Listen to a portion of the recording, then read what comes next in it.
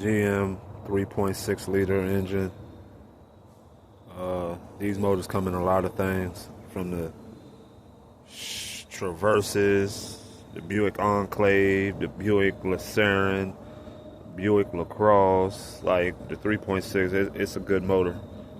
It holds up. It's pretty strong too.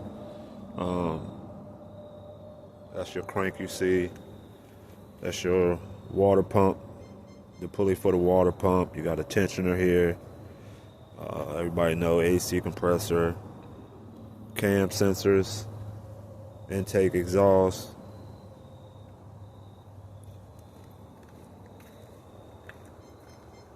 That would be the back of the motor.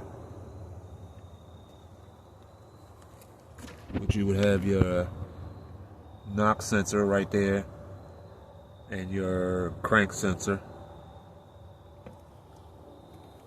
You see how close it is to this exhaust. It's right there, and the wiring goes up underneath it. Opposite side, you got your fuel rails down in there.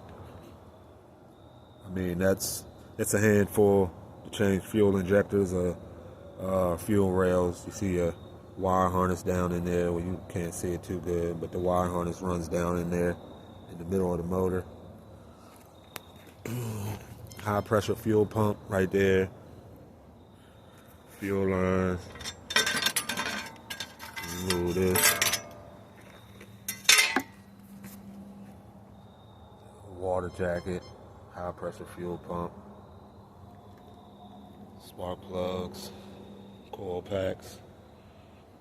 And the intake manifold does cover these up, so if you ever got to do the back spark plugs, yeah, your intake manifold has to come off. It's not too difficult, pretty easy. The front of it, you got another crank sensor right there. I mean knock sensor, excuse me.